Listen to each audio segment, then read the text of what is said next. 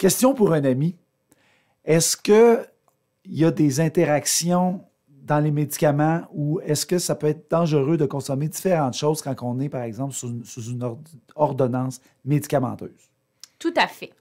OK, mais jusqu'à quel point? Ah, ben jusqu'à un point où est-ce que ça peut être toxique et dangereux. Puis, en fait, ben là, tu sais, les interactions entre les médicaments, ça, c'est le bout que le pharmacien peut gérer. Puis, c'est comme on s'était parlé il y a plusieurs semaines, le fait d'avoir le dossier toujours à la même pharmacie, ben ça limite ces dangers-là parce que nous, on fait l'analyse. Oui, parce qu'en laboratoire, il y a eu beaucoup de tests quand un médicament a été mis et ils réussissent à savoir là, une quantité de médicaments ou de produits chimiques qui peuvent interagir, donc faire des allergies. Ça serait quoi les résultats, mettons, d'une interaction? Bien, en fait, ce qu'il faut savoir, c'est que quand on prend un médicament, il est métabolisé, OK? Il existe ce qu'on appelle des cytochromes, qui sont des petites enzymes qui viennent transformer la molécule pour qu'on puisse éventuellement l'éliminer, majoritairement dans l'urine ou dans les selles, entre autres. OK. Et ces petites enzymes-là, quand elles sont occupées pour une molécule, puis qu'on en rajoute une autre, c'est comme une autoroute, OK? Oui, oui. Fait que si on met plein de molécules qui prennent la même autoroute, ça congestionne. Ben, ça congestionne. OK. Et là, ben, on métabolise plus aussi bien le médicament, alors on l'accumule dans notre sang. Et c'est là qu'on peut avoir des toxicités. Oui, des troubles. Ben, en fait, c'est que la dose devient trop élevée. Des maux de tête. Ben, en fait, les toxicités sont différentes pour, tu sais, des fois, ça peut affecter le pancréas, le foie, le cœur, tu sais. Puis là, je vous ai expliqué un des principes d'interaction médicamenteuse, mais tu sais, je peux pas toutes vous les expliquer. J'ai fait 4 ans, là. Mais là, question pour un ami, là. Oui. Tu sais, ceux-là qui ont le paquet de pilules, là, qui prennent 12 pilules par jour. Le pilulier, oui. Là, le pilulier. Simplement. Mais eux autres, c'est tous des médicaments qui ont été vérifiés, fait qu'il y a peu de danger que ces médicaments-là interagissent les uns avec les autres. En fait, il n'y a aucun danger. Et s'ils interagissent, on a pris en compte l'interaction. Alors, des fois, on va diminuer la dose en se disant, ben ça va interagir, la dose va être augmentée. Alors, ce bout-là... C'est sécurisé. Tout à fait. OK. Maintenant, c'est quand est-ce qu'on peut avoir des chances d'avoir des interactions problématiques avec...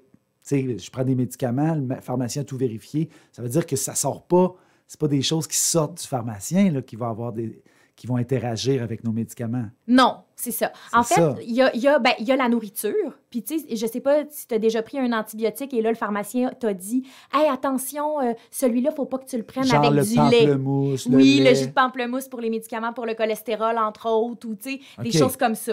Alors oui, effectivement, la nourriture, mais encore une fois, souvent, on va le dire, mais tu aurais pu pas le savoir et le prendre. Et là, des fois, c'est que mettons, l'interaction entre l'antibiotique et les produits laitiers, c'est qu'on diminue l'effet de l'antibiotique. Tu es en train de te taper une pneumonie, puis ton antibiotique est moins efficace. Oups, on a un problème. OK. Ensuite, on a tout ce qui est les autres médicaments de vente libre. Donc, les médicaments qu'on peut acheter nous-mêmes sur les tablettes.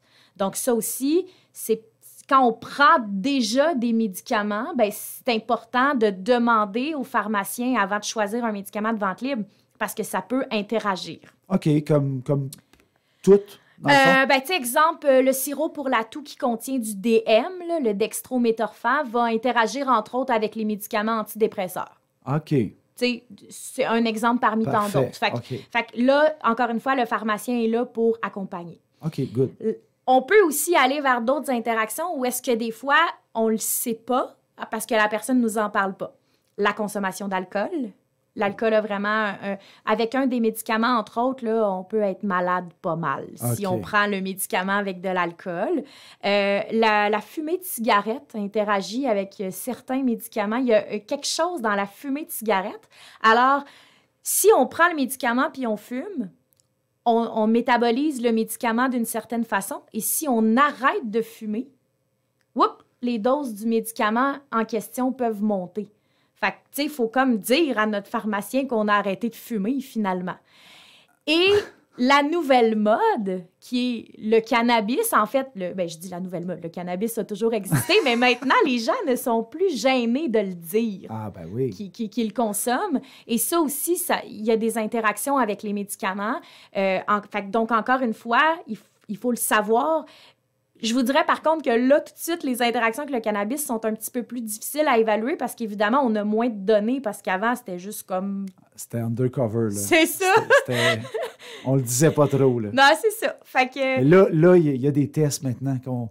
Ben, de plus en plus, tu sais, c'est comme n'importe quoi. Dans le fond, plus on a la donnée, donc on sait que, ah, ben là, il est arrivé tel événement avec un médicament, ben nous, on peut faire ce qu'on appelle des pharmacovigilances. Donc, si il arrive quelque chose à quelqu'un avec un médicament, on peut soumettre le problème. Ah, il va avoir, ouais? Ah, oui, ben c'est intéressant, il va ça. avoir des analyses faites par Santé Canada, entre autres, pour s'assurer. Puis eux, souvent, ils vont chercher, tu sais, qu'est-ce qui peut avoir produit le problème. Ben ça, tu vois, ça répond à une autre question de mon ami qui se demandait si vous avez une communication directe avec Santé Canada ou les compagnies de pharmaceutiques qui font des grandes séries de tests auprès de cobayes, là. Oui. Ben, en fait, les compagnies pharmaceutiques nous encouragent fortement à rapporter les événements indésirables parce qu'eux, écoute, une fois que le médicament est sur le marché, ça s'appelle la phase 4 et eux, ils sont obligés de collecter des données des suivis. Tout le temps parce que, justement, on découvre des fois des choses à long terme. Au 5 millionième, il pourrait se passer quelque chose. Tout à fait. OK. Bien, puis là, est-ce qu'il y a d'autres choses? Là? On a parlé des aliments, des tabacs, potes, puis alcool. Y a-t-il d'autres éléments qu'on ignore puis qui peut-être pourraient... Tu sais, mettons la crème pour la main, il y a les mains, des choses comme ça. Est-ce que ça peut interagir avec des médicaments? Bien, en fait, il faut penser qu'effectivement, les crèmes, elles sont absorbées puis ils peuvent se rendre à la circulation sanguine. Alors oui, c'est pas toujours banal de se mettre une crème, là. Il peut y avoir une absorption qui est faite. Fait que oui, les crèmes... L'exercice physique, il me vient en tête un médicament, là. C'est un médicament qu'on suggère aux gens, quand ils le prennent, dans les 2 heures qui suivent, de faire une activité physique intense pour suer et ça augmente l'absorption du médicament puis c'est plus efficace. Ah. Fait que, tu sais, pour vous dire, il y a beaucoup de choses. Okay. Puis, si je pense, entre autres, au diabète, le stress... ça peut avoir un impact sur la glycémie et là, donc, sur les médicaments qui... Hey, c'est stressant, ça? Quand même. Tu veux pas être stressé d'être stressé, là, maintenant? Puis là, vous avez une belle section, là, entre autres, chez Family Prix, mais partout dans les autres pharmacies, ils ont tout ça aussi, de produits naturels. Ah oui! Ben, ça fait partie de ce que vous avez en magasin, là. Effectivement. Puis ça, les produits naturels, tu sais, c'est toujours difficile parce que nous, dans le fond, quand on recommande un traitement, notre ordre professionnel exige qu'on ait des données probantes, hein, des données qui proviennent de la science.